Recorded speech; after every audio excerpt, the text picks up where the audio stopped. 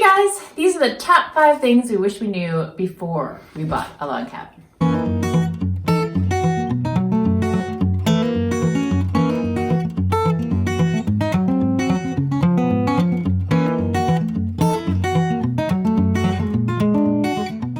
Number 1, log cabins are really expensive. It's a specialized skill not a lot of people have, and if you're going to find a contractor that's going to work on a log cabin, especially an antique log cabin like this one is, it's going to cost you some money.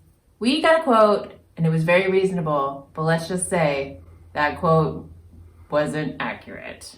So it ended up being 4 times that amount just for the short period that the contractor worked with us, and then we've been doing the rest of the work ourselves. It probably actually would have been cheaper to build one from scratch. That's true. Now, a big part of that expense was fixing antique logs that are virtually irreplaceable. So the expense of, our builder did this for us. He had to find through his sources a reasonable replacement for the logs that would fit with the contemporary logs that are here. It took machinery to get all of this in place. It took time. It took 4 to 5 guys. It took quite a bit, not to mention the expertise of cutting notches on the outside that match the notches that we already had here. So that's an example of some of the things that if you're rehabbing or restoring an old log cabin, these are the things that you're probably going to have to do. Take this corner right behind us. So these are replacement logs. These are the ones that had to have notches cut, that had to be fit in, and they look like they belong here. So, money well spent for sure, but it is definitely money. A lot of money. All right, number 2 on the list is there are things in your modern home that you take for granted that are just not the case in a log home. Like, for example, your walls are just not even. They're not a flat, uniform surface. They have texture. They've got splinters, like they can reach out and kind of grab your clothes or grab your skin or whatever. So yeah, it's like a live thing that you have to account for. This would make it incredibly difficult to hang art or install shelving or do anything that you would get from a normal box store. These walls aren't flat, so nothing's going to hang flat on it if you're getting a big piece of art. Again, it also has rusty nails and a bunch of stuff in it. Ours do, because they're antique, just put here over the years. So you would just have to be aware of that and watch out for that. Know that you would either have to remove all of these or you would be leaving all of these, but either way, not typical in your modern home that you'd have a rusty nail in your wall, or that you wouldn't be able to hang anything flat on it, or that it would give you a splinter. Not to mention that everything in the house is, you can forget it being level, plumb or square. There isn't a single surface in this whole thing that is level and square and plumb. Also, the house breathes.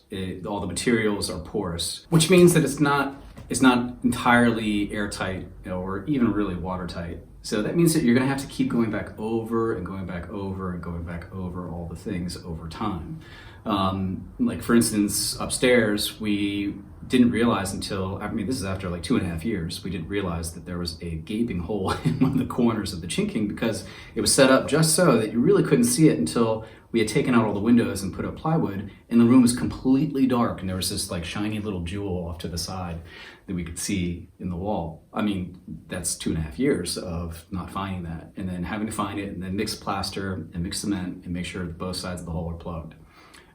It's like that. The last time it rained really, really hard, and there's a small crack in one of the logs near the base of the cabin that is allowing a little bit of water in. So it's not entirely perfect, but these are the things that you keep finding, month after month, year after year, that you kind of have to take care of. And it's just a normal part of owning a cabin like this.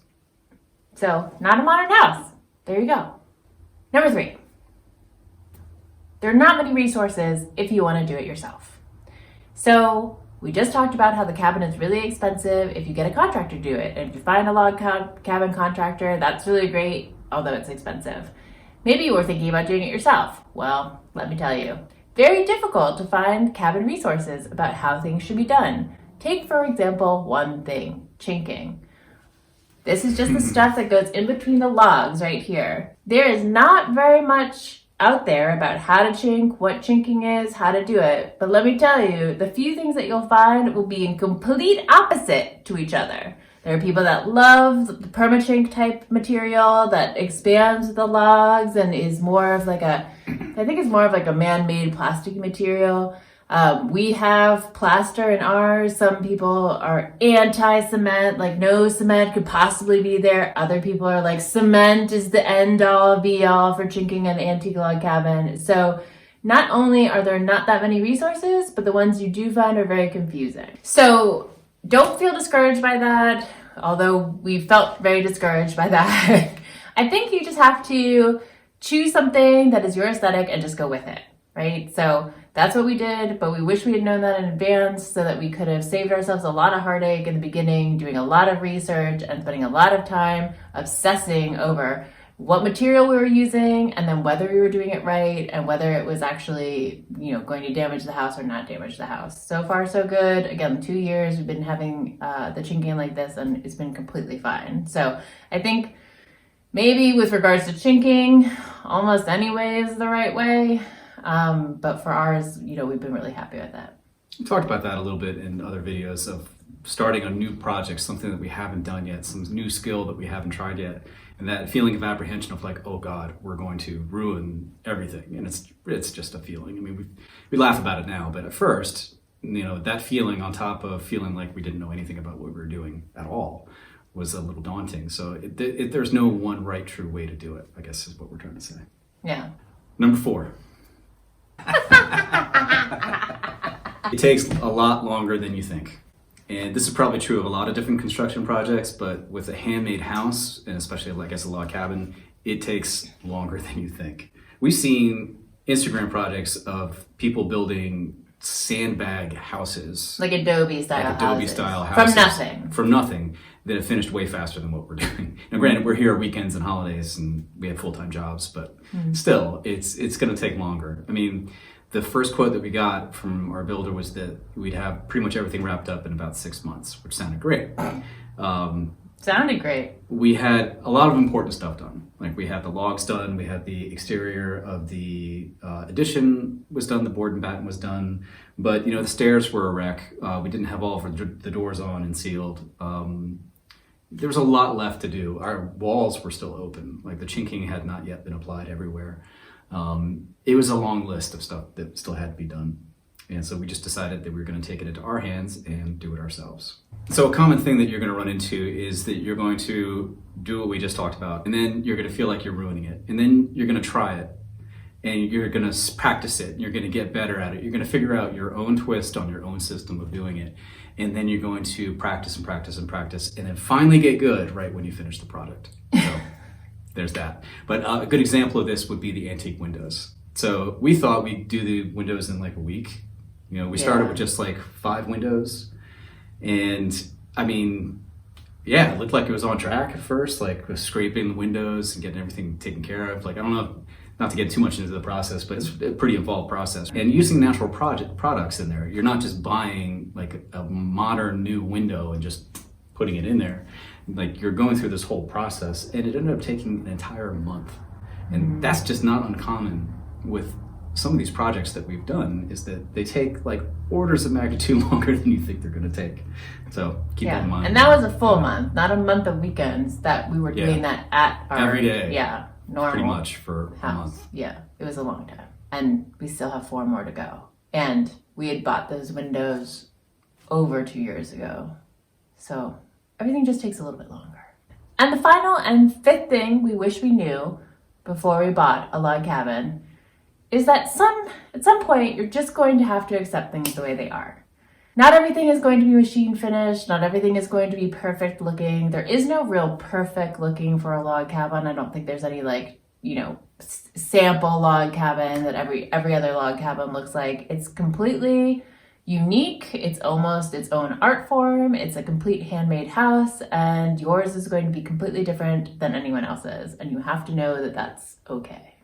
So take for example, the floor upstairs. The joists that the floors sit on are old. I mean, I think they're original to the house.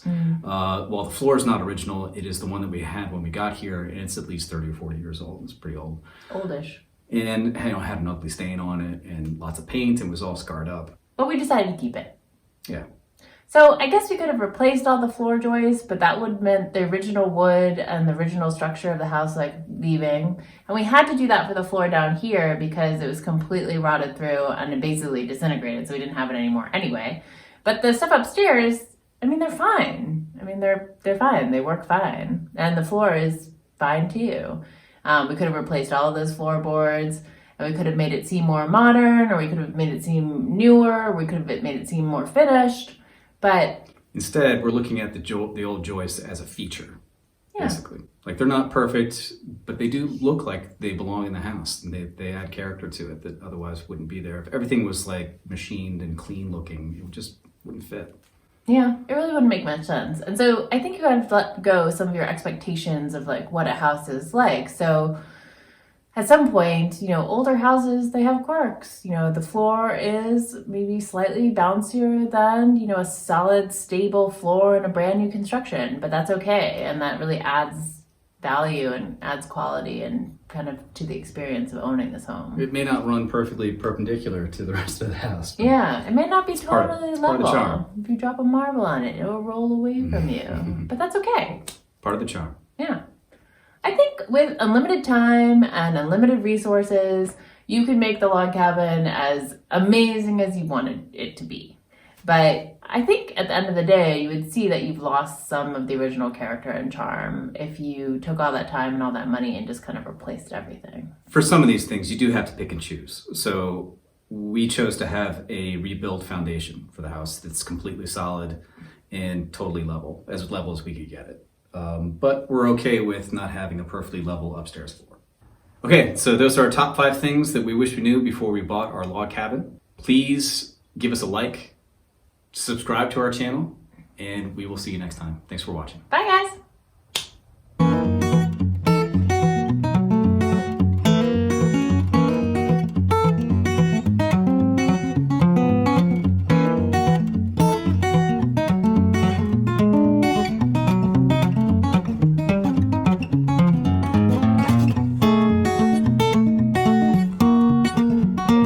Watch.